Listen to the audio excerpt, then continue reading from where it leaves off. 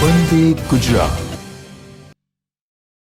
નમસ્કાર, હું આજરોજ વોકેશનલ ટ્રેનિંગ પ્રોગ્રામમાં અંતર્ગત આપનું સ્વાગત કરું છું. હું ઇલેક્ટ્રિશિયન ટ્રેડમાં ને અંતર્ગત ક્લાસિફિકેશન ઓફ ઇલેક્ટ્રિકલ ઇન્સ્ટ્રુમેન્ટ્સ એટલે કે ઇલેક્ટ્રિકલ ઇન્સ્ટ્રુમેન્ટ્સનું વર્ગીકરણ એના વિષয়ে તમને માહિતી આપીશ. પહેલાં તો આપણે જે ઇલેક્ટ્રિકલ ડિપાર્ટમેન્ટમાં આપણે જે ઇલેક્ટ્રિકલ ઇન્સ્ટ્રુમેન્ટ્સ વાપરીએ છીએ તો તે શેના પર કાર્ય કરે છે, તેનું વર્ગીકરણ કેટલી રીતે થઈ શકે છે, તેના કેટલા પ્રકાર છે, તો એના અંતર્ગત હું આજે આપને થોડી માહિતી આપીશ. પહેલાં તો ઇલેક્ટ્રિકલ ઇન્સ્ટ્રુમેન્ટ્સ ઇલેક્ટ્રિકલ માટે સૌથી અગત્યનો ટૉપિક છે. તો એ અગર આપણને ના ખબર હોય તો આપણે ઇલેક્ટ્રિકલ વિશેની કંઈ માહિતી જાણતા નથી એવું થઈ જાય. તો ઇલેક્ટ્રિકલ ઇન્સ્ટ્રુમેન્ટ્સનું વર્ગીકરણ કેટલી રીતે થઈ શકે અને તે કયા સિદ્ધાંત પર કાર્ય કરે છે તે હું તમને આજે એની માહિતી આપીશ. વધારે માહિતી હું તમને પીપીટી દ્વારા આપીશ. તો પહેલાં તો ઇલેક્ટ્રિકલ ઇન્સ્ટ્રુમેન્ટ્સનું વર્ગીકરણ 4 રીતે થઈ શકે છે. પહેલો પ્રકાર છે indicating type instruments. Indicating type instruments, integrating type instruments, recording type instruments અને ઇલેક્ટ્રિક કરંટની અસરથી ચાલતા ઇન્સ્ટ્રુમેન્ટ્સ. તો આટલા 4 પ્રકારના ઇલેક્ટ્રિકલ ઇન્સ્ટ્રુમેન્ટ્સ હોઈ શકે છે. અને એમાં પહેલો પ્રકાર છે indicating type instruments. Indicating type instruments એટલે ઇન્ડિકેટ કરે છે. ઇન્ડિકેટ કરવું એટલે કે દર્શાવવું. તો આ મીટરમાં એક અંકન કરેલું ડાયલ હોય છે અને એ અંકન કરેલા ડાયલ પર પોઇન્ટર એટલે કે દર્શક દ્વારા ડાયરેક્ટ રીડિંગ બતાવે છે, એટલે કે ડાયરેક્ટ વેલ્યુ બતાવે છે. આ મીટરમાં અંકન કરેલા ડાયલ પર દર્શક એટલે કે પોઇન્ટર દ્વારા વેલ્યુ દર્શાવવામાં આવે છે અને એટલે કે રીડિંગ બતાવવામાં આવે છે. આ મીટર તો બધા જ પ્રકારમાં હોઈ શકે. બધામાં જ ડાયલ કરેલું અંકન હોય છે અને પોઇન્ટર હોય છે. એટલે કે આપણે જે સામાન્ય રીતે ઉપયોગ કરતા હોઈએ છીએ કે વોલ્ટ મીટર છે, એ મીટર છે, પાવર ફેક્ટર મીટર છે, ફ્રીક્વન્સી મીટર છે, એ બધા જ પ્રકારના ઇન્સ્ટ્રુમેન્ટ્સ ઇન્ડિકેટિંગ ટાઈપ ઇન્સ્ટ્રુમેન્ટ્સ કહેવાય છે. બીજું છે કે ઇન્ટિગ્રેટિંગ ટાઈપ ઇન્સ્ટ્રુમેન્ટ્સ. તો આ પ્રકારના ઇન્સ્ટ્રુમેન્ટ્સ ઇલેક્ટ્રિકલ એનર્જીનો વપરાશ કેટલો થયો એના માટે ખાસ કરીને વપરાતા હોય છે. આ પ્રકારના ઇન્સ્ટ્રુમેન્ટ્સ ઇલેક્ટ્રિસિટી અથવા તો ઇલેક્ટ્રિકલ એનર્જી ચોક્કસ સમય માટે કેટલી સપ્લાય થઈ છે તેની ગણતરી કરીને કુલ જથ્થો દર્શાવે છે. એટલે કે આપણા ઘરે જે એનર્જી મીટર હોય છે તો આપણે એક દિવસમાં કે એક મહિનામાં કેટલી એનર્જી વાપરીએ છીએ તો એ જે આપણું મીટર એનર્જી મીટર છે તે દર્શાવે છે. તો એક એનર્જી મીટર એ શું એક છે ઇન્ટિગ્રેટિંગ ટાઈપ ઇન્સ્ટ્રુમેન્ટ છે. તો આ ઇન્ટિગ્રેટિંગ ટાઈપ ઇન્સ્ટ્રુમેન્ટ્સમાં ખાસ કરીને એનર્જી મીટરનો જ ઉપયોગ થાય છે. અને એનર્જી મીટર એ શું કરે છે તો આ પ્રકારના ઇન્સ્ટ્રુમેન્ટ્સ ઇલેક્ટ્રિસિટી અથવા તો ઇલેક્ટ્રિકલ એનર્જી ચોક્કસ સમય માટે કેટલી સપ્લાય થઈ છે તેની ગણતરી કરીને ચોક્કસ જથ્થો આપે છે આપણને. પછી ત્રીજો પ્રકાર છે રેકોર્ડિંગ ટાઈપ ઇન્સ્ટ્રુમેન્ટ્સ. તો રેકોર્ડિંગ ટાઈપ ઇન્સ્ટ્રુમેન્ટ્સ શું કરે છે તો તે આપેલ સમય માટે ઇલેક્ટ્રિકલ જથ્થાને મેઝર કરીને નોંધ કરી રાખે છે. એટલે કે આપણે અમુક સમય સુધી વાપરેલો જથ્થો હોય તેને મેઝર કરીને તેને નોંધ કરી રાખે છે અને પછી જ્યારે પણ આપણને એની જરૂર હોય ત્યારે આપણે એને જોઈ શકીએ છીએ. તો તેમાં આ પ્રકારના ઇન્સ્ટ્રુમેન્ટ્સમાં શું હોય, એક પેન હોય છે અને એક ગ્રાફ પેપર હોય છે જે મૂવ થતી રહેતી હોય છે. એટલે જે તે રીડિંગ હશે તે ઇન્સ્ટ્રુમેન્ટ મેઝર કરીને એને નોંધ કરી લેશે અને પછી આપણે જ્યારે પણ એને નોંધ કરી રાખશે, એટલે આપણને એટલે કે સેવ કરી રાખશે. એટલે હવે આપણને જ્યારે પણ તે રીડિંગની કે ચોક્કસ સમય કે ચોક્કસ તારીખ માટે આપણે જથ્થાની જરૂર હોય તો આપણે એના દ્વારા એને ચેક કરી શકીએ છીએ. આ ઇન્સ્ટ્રુમેન્ટ દ્વારા ચેક કરી શકીએ છીએ. એમાં પણ આપણે દાખલા તરીકે વોલ્ટ મીટર છે, એ મીટર છે, પાવર ફેક્ટર મીટર છે, ફ્રીક્વન્સી મીટર છે. આવા મીટરમાં રેકોર્ડિંગ ટાઈપ ઇન્સ્ટ્રુમેન્ટ્સ યુઝ થતા હોય છે. અને ચોથો પ્રકાર છે ઇલેક્ટ્રિક કરંટની અસરથી ચાલતા ઇન્સ્ટ્રુમેન્ટ્સ, એટલે કે ઇલેક્ટ્રિક કરંટ જેના લીધે ઉત્પન્ન થતો હોય છે ઇન્સ્ટ્રુમેન્ટમાં, એની અસરથી ચાલતા ઇન્સ્ટ્રુમેન્ટ્સ, એટલે કે જેવી કે ઇલેક્ટ્રિક કરંટની અસર કેટલી હોય છે, તો મેગ્નેટિક ઇફેક્ટ હોય છે, તો હીટિંગ ઇફેક્ટ હોય છે, કેમિકલ ઇફેક્ટ હોય છે, ઇલેક્ટ્રોસ્ટેટિક ઇફેક્ટ હોય છે અને ઇલેક્ટ્રોમેગ્નેટિક ઇન્ડક્શન ઇફેક્ટ હોય છે. મેગ્નેટિક ઇફેક્ટ એટલે કે કોઈપણ મેગ્નેટિક ફિલ્ડમાં આપણે વાહકને મૂકીએ અને જે વાહક પર ફોર્સ લાગે છે અને ફ્લક્સ ઉત્પન્ન થાય છે તથા EMF ઉત્પન્ન થાય છે, એ મેગ્નેટિક ઇફેક્ટ છે. અને હીટિંગ ઇફેક્ટ એટલે જે હીટિંગના કારણે ઇફેક્ટ એટલે આપણને રીડિંગ મળે છે તે. કેમિકલ ઇફેક્ટ એટલે કોઈ રાસાયણિક પ્રક્રિયાને કારણે આપણને ઇલેક્ટ્રિક કરંટની રાસાયણિક પ્રક્રિયાથી આપણને એ મળે છે. અને ઇલેક્ટ્રોસ્ટેટિક, ઇલેક્ટ્રોમેગ્નેટિક ઇન્ડક્શન, આ બધી ઇફેક્ટના કારણેથી બી ચાલતા ઇન્સ્ટ્રુમેન્ટ હોય છે. એટલે કે આ 4 પ્રકારના ઇલેક્ટ્રિક ઇન્સ્ટ્રુમેન્ટ્સનું વર્ગીકરણ છે: indicating type, integrating type, recording type અને ઇલેક્ટ્રિક કરંટની અસરથી ચાલતા ઇન્સ્ટ્રુમેન્ટ્સ. આ 4 પ્રકારના ઇન્સ્ટ્રુમેન્ટ્સનો આપણે વધારે ઉપયોગ કરતા હોઈએ છીએ. હવે જે ઇન્ડિકેટિંગ ટાઈપ ઇન્સ્ટ્રુમેન્ટ છે તો એમાં જરૂરી ફોર્સ કયા હોય છે કે જે પોઇન્ટરને પોતાની જગ્યા પરથી ખસાડે છે અથવા તો મૂવ કરે છે. તો એના પર પોઇન્ટર પર કેટલા પ્રકારના ફોર્સ લાગે છે, તો એ પોઇન્ટર મૂવ કરે છે, પોતાની 0 પોઝિશનથી મૂવ કરે છે. તો એ ઇન્ડિકેટિંગ ટાઈપ ઇન્સ્ટ્રુમેન્ટ્સમાં જરૂરી ફોર્સ કેટલા હોય છે, તો 3 પ્રકારના ફોર્સ હોય છે જનરલી. પહેલું છે કે ડિફ્લેક્ટિંગ ટોર્ક, બીજું છે કંટ્રોલિંગ ટોર્ક અને ત્રીજું છે ડેમ્પિંગ ટોર્ક. તો ડિફ્લેક્ટિંગ ટોર્ક હોઈ શકે, કંટ્રોલિંગ ટોર્ક હોઈ શકે ને ડેમ્પિંગ ટોર્ક. આ 3 ટોર્કના કારણે ઇન્ડિકેટિંગ ટાઈપ ઇન્સ્ટ્રુમેન્ટમાં પોઇન્ટર પર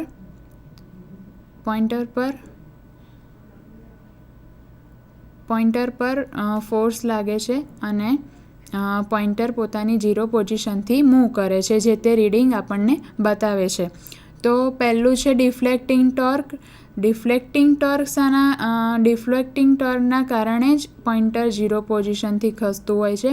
એટલે કે પોઇન્ટરને સ્કેલ પર ડિફ્લેક્ટ એટલે કે ખસવું અથવા તો જગ્યા પોઝિશન બદલવી, એટલે કે પોઇન્ટરને સ્કેલ પર ડિફ્લેક્ટ કરતા ટોર્કને જ ડિફ્લેક્ટિંગ ટોર્ક કહે છે. આ ડિફ્લેક્ટિંગ ટોર્ક મેગ્નેટિક અસર, હીટિંગ અસર અથવા તો કેમિકલ અસર પર આધાર રાખે છે. મેગ્નેટિક ઇફેક્ટ પર આધાર રાખે છે, જેમ મેં તમને આગળ સમજાવ્યું તે રીતે કે ડિફ્લેક્ટિંગ ટોર્ક મેગ્નેટિક હીટિંગના કારણે પણ લાગી શકે છે, હીટિંગ ઇફેક્ટના કારણે પણ લાગી શકે છે અને કેમિકલ ઇફેક્ટના કારણે પણ લાગી શકે છે. એટલે આ 3 ઇફેક્ટ પર એ આધાર રાખે છે. હવે ડિફ્લેક્ટિંગ ટોર્ક ક્યારેય અચળ નથી હોતો, તે ઇન્સ્ટ્રુમેન્ટમાં પસાર થતા કરંટની વેલ્યુ સાથે બદલાતો રહે છે. એટલે કે જો કરંટ વધારે પાસ થતો હશે તો આપણને એનું ડિફ્લેક્ટિંગ ટોર્ક વધારે હશે એવું કહેવાય, બરાબર. અને જો કરંટ ઓછો હશે તો ડિફ્લેક્ટિંગ ટોર્ક ઓછું મળશે. એટલે કે ડિફ્લેક્ટિંગ ટોર્કની વેલ્યુ જે છે એ અચળ રહેતી નથી. એટલે કે આપણને એક જ પોઝિશન પર એનું રીડિંગ મળતું નથી, પણ તે કરંટની વેલ્યુ જો વધારે હોય તો વધારે મળે છે અને ઓછી હોય તો ઓછું મળે છે. એટલે કે તે કરંટની વેલ્યુ સાથે બદલાતો રહે છે. બીજું છે કે કંટ્રોલિંગ ટોર્ક. કંટ્રોલિંગ ટોર્ક એટલે ડિફ્લેક્ટિંગ ટોર્કના લીધે જે પોઇન્ટર ખસે છે એની વિરુદ્ધ દિશામાં જે આપણે ટોર્ક લગાવીશું એને કંટ્રોલિંગ ટોર્ક કહીશું. એના લીધે શું થશે, તો પોઇન્ટર જે છે એટલે કે જે દર્શક છે એ જે ચોક્કસ રીડિંગ છે એના કરતાં આગળ જતો નથી અને ચોક્કસ સ્કેલ પર સ્થિર થઈ જાય છે. તો ડિફ્લેક્ટિંગ ટોર્કના લીધે પોઇન્ટરને વિરુદ્ધ દિશામાં જે ટોર્ક લગાવવામાં આવે એને શું કહેવાય કે કંટ્રોલિંગ ટોર્ક કહે છે. એટલે કે તે હંમેશા ડિફ્લેક્ટિંગ ટોર્કની વિરુદ્ધ દિશામાં લાગતું હોય છે અને તે શું કરે છે, કંટ્રોલિંગ ટોર્કનું કાર્ય શું છે, તો તે પોઇન્ટર સ્કેલને આગળ જતાં અટકાવે છે. એટલે કે ચોક્કસ વેલ્યુ કરતાં આગળ જવા દેતો નથી અને ચોક્કસ સ્કેલ પર તેને સ્થિર કરે છે. સપ્લાય જ્યારે આપણે બંધ કરીએ ત્યારે પોઇન્ટરને 0 પોઝિશન પર પણ પાછું લાવવાનું કાર્ય શું કરે છે, કંટ્રોલિંગ ટોર્ક કરે છે. એટલે કે આપણે જ્યારે ઇલેક્ટ્રિક સર્કિટમાંથી સપ્લાય આપવાનું બંધ કરી દઈએ તો જે પોઇન્ટર છે તે તેની મૂળ સ્થિતિ 0 પર ક્યારે આવે છે, તો એ કંટ્રોલિંગ ટોર્કના લીધે આવે છે. હવે આ કંટ્રોલિંગ ટોર્ક ઇન્સ્ટ્રુમેન્ટ્સમાં 2 રીતના મેળવી શકાય છે. જે કંટ્રોલિંગ ટોર્ક છે એ ઇન્સ્ટ્રુમેન્ટ્સમાં આપણે 2 રીતે મેળવી શકીએ છીએ. પહેલું તો છે સ્પ્રિંગ કંટ્રોલ અને બીજું છે ગ્રેવિટી કંટ્રોલ. તો સ્પ્રિંગ કંટ્રોલ મેથડમાં 2 ફોસ્ફરસ બ્રોન્ઝ મેટલ અથવા તો કોપરની સ્પાઇરલ હેર સ્પ્રિંગ A અને Bનો ઉપયોગ કરવામાં આવે છે. એટલે કે કોપરની 2 સ્પાઇરલ હેર સ્પ્રિંગનો ઉપયોગ કરવામાં આવે છે અને તેનો છેડો શું હોય તો સ્પિન્ડલ સાથે જોડેલો હોય છે. આકૃતિમાં દર્શાવ્યા પ્રમાણે 2 હેર સ્પ્રિંગ છે અને તેને આ જે સ્પિન્ડલ છે એની સાથે જોડેલ છે. સ્પ્રિંગનો બહારનો છેડો છે એ B સાથે ફિક્સ કરેલો હોય છે. B જે છે એ B સાથે ફિક્સ કરેલો હોય છે. એને લીવર, L પિવોટેડ P પોઇન્ટર સાથે જોઈન કરેલો હોય છે. એટલે કે તે સ્પિન્ડલ પર જેથી પોઇન્ટરને 0 એડજસ્ટમેન્ટ સ્ક્રૂ દ્વારા એડજસ્ટ કરી શકાય છે. બરાબર, આકૃતિમાં આકૃતિ મુજબ છે. બંને સ્પ્રિંગ એકબીજાથી વિરુદ્ધ દિશામાં વીંટાળેલી હોય છે. એટલે કે ધારો કે એ સ્પ્રિંગને આપણે ક્લોકવાઇઝ દિશામાં વીંટાળી હોય તો B કોઇલને એન્ટી ક્લોકવાઇઝ વીંટાળેલ હોય છે. તેથી જ્યારે મૂવિંગ સિસ્ટમ એટલે કે આપણે સપ્લાય ચાલુ કરીશું એટલે કે મૂવિંગ સિસ્ટમ જ્યારે ડિફ્લેક્ટ થશે, પોઇન્ટર જ્યારે ડિફ્લેક્ટ થશે ત્યારે એક સ્પ્રિંગ વીંટાય છે અને એક સ્પ્રિંગ ખુલશે. બરાબર, જે ક્લોકવાઇઝ હશે એ વીંટાતી હશે તો એન્ટી ક્લોકવાઇઝવાળી જે સ્પ્રિંગ છે એ ખુલતી હશે. તો આ રીતે બંને સ્પ્રિંગ દ્વારા જે સ્પિન્ડલ છે તેના પર કંટ્રોલિંગ ટોર્ક લાગે છે અને પોઇન્ટર જે ચોક્કસ સ્કેલ છે તેના પર સ્થિર થવાનો પ્રયત્ન કરશે. તો આ સ્પ્રિંગ મેથડમાં 2 હેર સ્પ્રિંગ હોય છે. કોપરની 2 હેર સ્પ્રિંગ લેવામાં આવે છે. તેને એક છેડો સ્પિન્ડલ સાથે અને બીજો છેડો ફિક્સ સ્પ્રિંગનો બહારનો છેડો B સાથે ફિક્સ કરેલો હોય છે. અને જે બંને સ્પ્રિંગો છે એકબીજાથી વિરુદ્ધ દિશામાં લગાવેલી હોય છે. એટલે જ્યારે આપણે કરંટ પસાર કરીએ છીએ ત્યારે એક સ્પ્રિંગ વીંટાય છે ને એક સ્પ્રિંગ ખુલે છે. આ રીતે બંને સ્પ્રિંગ દ્વારા સ્પિન્ડલ પર આપણને કંટ્રોલિંગ ટોર્ક લાગે છે. હવે બીજી મેથડ છે કે ગ્રેવિટી કંટ્રોલ. તો ગ્રેવિટી કંટ્રોલમાં પણ આ જ રીતે કંટ્રોલિંગ ટોર્ક લાગે, પણ એમાં એક એડજસ્ટેબલ વજનને લેવામાં આવે છે અને તેને મૂવિંગ સિસ્ટમ પર લગાવવામાં આવે છે. આ વજન ડિફ્લેક્ટિંગ ટોર્ક 0 હોય ત્યારે પોઇન્ટરને 0 પર જ રાખે. જ્યારે ડિફ્લેક્ટિંગ ટોર્ક 0 હોય એટલે કે કોઈ સપ્લાય આપણે ચાલુ રાખતા ના હોઈએ ત્યારે ડિફ્લેક્ટિંગ ટોર્ક 0 હોય ત્યારે તો પોઇન્ટર 0 પોઝિશન જ પર હોય છે. જ્યારે ડિફ્લેક્ટિંગ ટોર્ક લાગે ત્યારે જ્યારે ડિફ્લેક્ટિંગ ટોર્ક લાગે એટલે કે જ્યારે સપ્લાય આપીએ છીએ ત્યારે આ વજન ઉપરની તરફ જાય છે, જેથી ગ્રેવિટી ટોર્ક ક્યાં લાગશે તો જમીન તરફ એટલે કે નીચે તરફ લાગે છે. તો આ ટોર્ક એ પોઇન્ટરના મૂવિંગની વિરુદ્ધ દિશામાં હોય છે. જે નીચે ગ્રેવિટી ટોર્ક જમીન તરફ લાગે છે તે પોઇન્ટરના મૂવિંગની વિરુદ્ધ દિશામાં હોય છે, કારણ કે આ પોઇન્ટરના મૂવિંગ ની વિરુદ્ધ દિશામાં હોવાથી આને કંટ્રોલિંગ ટોર્ક કહે છે. પોઇન્ટરના મૂવિંગની દિશામાં જે ટોર્ક લાગે એને કંટ્રોલિંગ ટોર્ક કહે છે. આકૃતિમાં દર્શાવ્યા પ્રમાણે આ બે વજન છે, એડજસ્ટેબલ વજન છે, તેને 90 ડિગ્રીએ રાખવામાં આવે છે.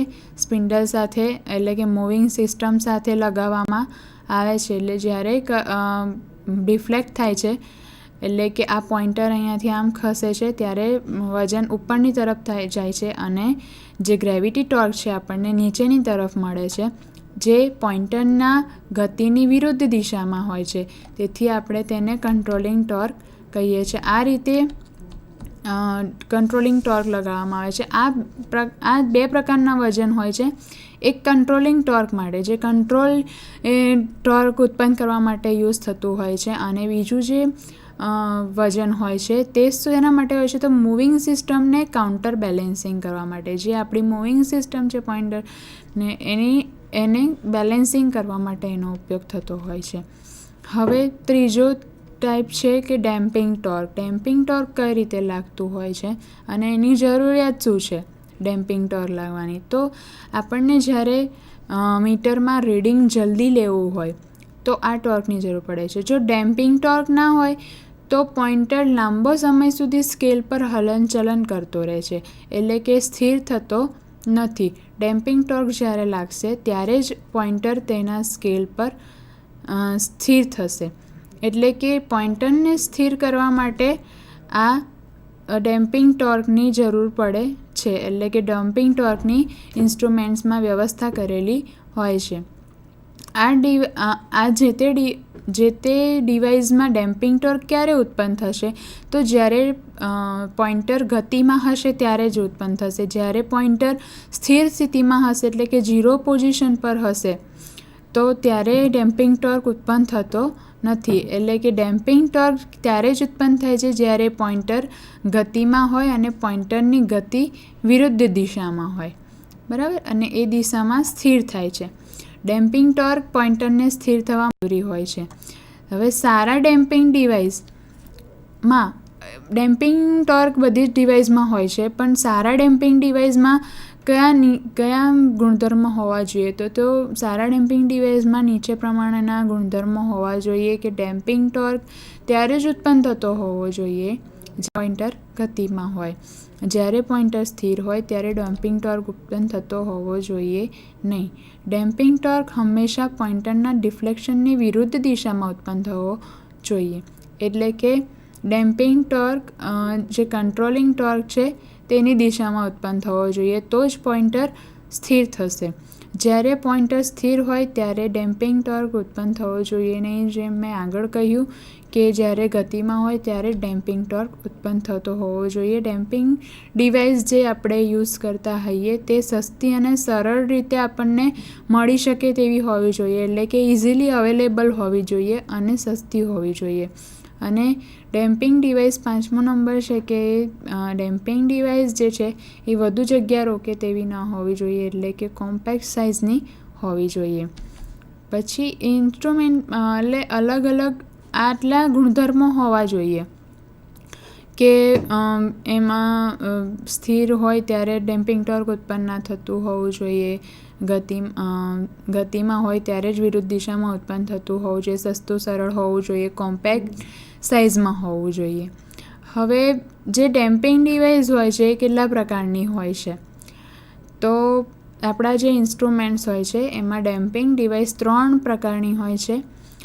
પહેલું છે એર ફ્રિક્શન ડેમ્પિંગ ડિવાઇસ, બીજું છે એડી કરંટ ડેમ્પિંગ ડિવાઇસ અને ફ્લુઇડ ફ્રિક્શન ડેમ્પિંગ ડિવાઇસ. 3 પ્રકારની ડેમ્પિંગ ડિવાઇસ હોય છે. પહેલું છે એર ફ્રિક્શન ડેમ્પિંગ ડિવાઇસ. તો air friction damping device generally voltmeter અને એમીટરમાં ઉપયોગ થતી હોય છે. તો આ એર ફ્રિક્શન ડેમ્પિંગ ડિવાઇસની રચના કેવી હોય છે તે આપણે જોઈશું કે આ ડિવાઇસમાં એક ઓછા વજનની એલ્યુમિનિયમની વેન હોય છે, તેને સ્પિન્ડલ સાથે જોડવામાં આવે છે. આકૃતિમાં દર્શાવ્યા પ્રમાણે આ જે વેન છે એલ્યુમિનિયમની હોય છે, ઓછા વજનની, લાઇટ વેઇટની હોય છે અને તેને સ્પિન્ડલ સાથે જોડવામાં આવે છે. તો આ જે વેન હોય છે એ એર ચેમ્બરમાં મુક્ત રીતે ફરી શકે તેવી હોય છે.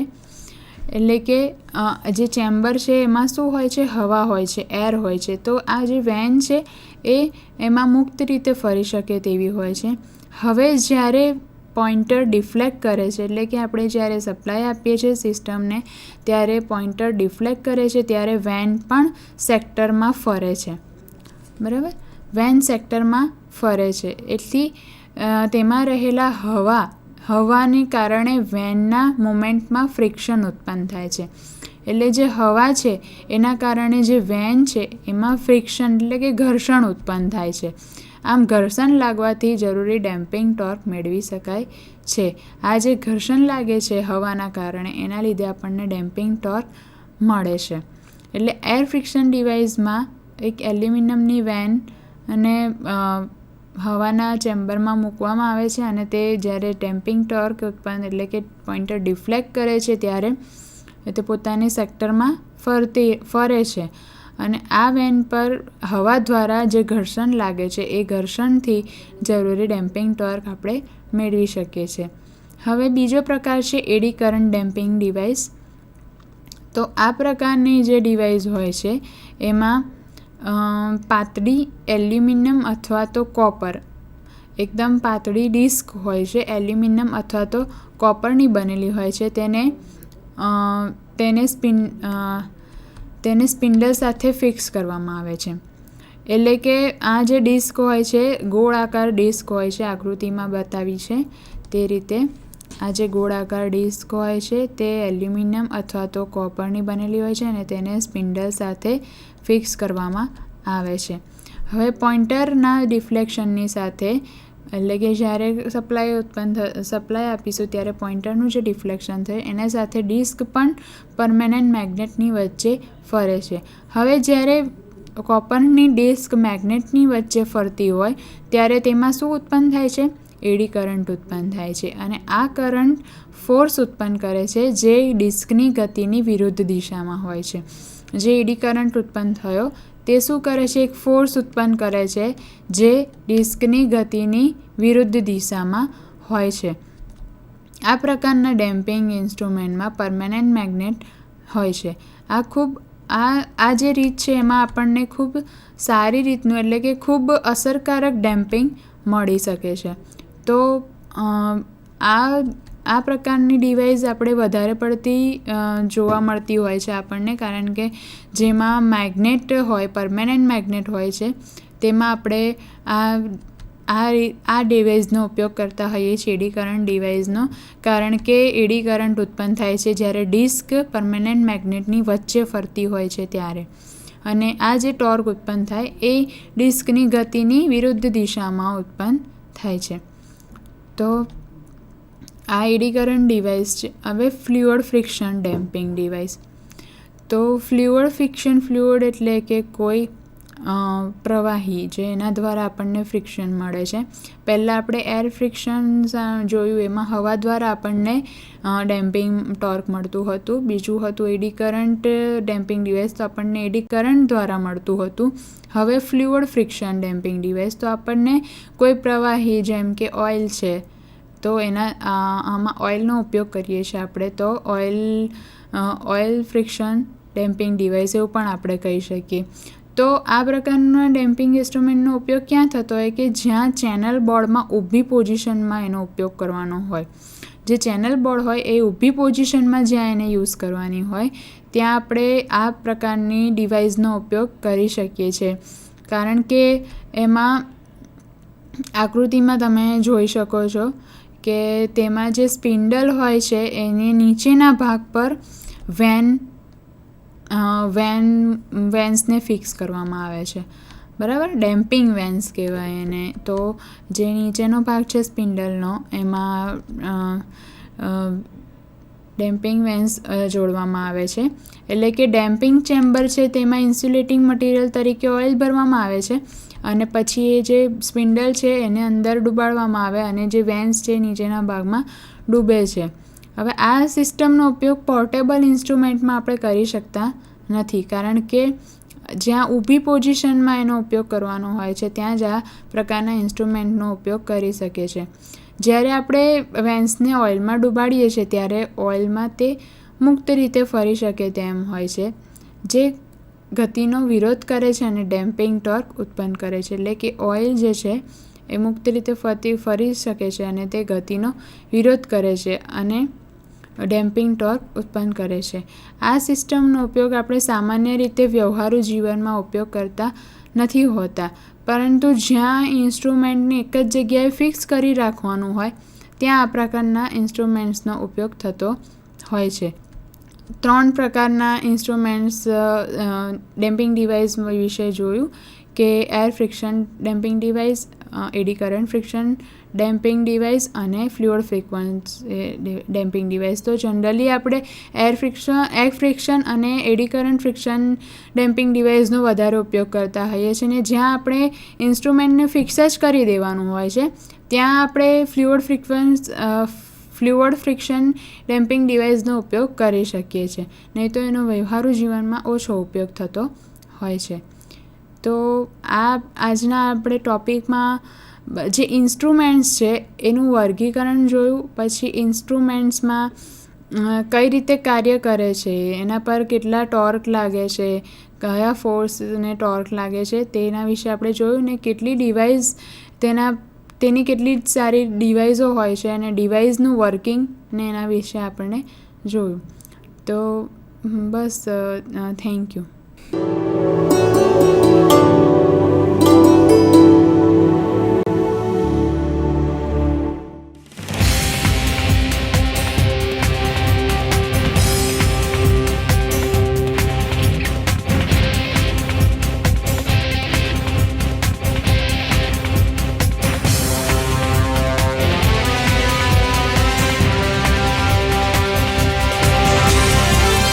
વંદે ગુજરાત.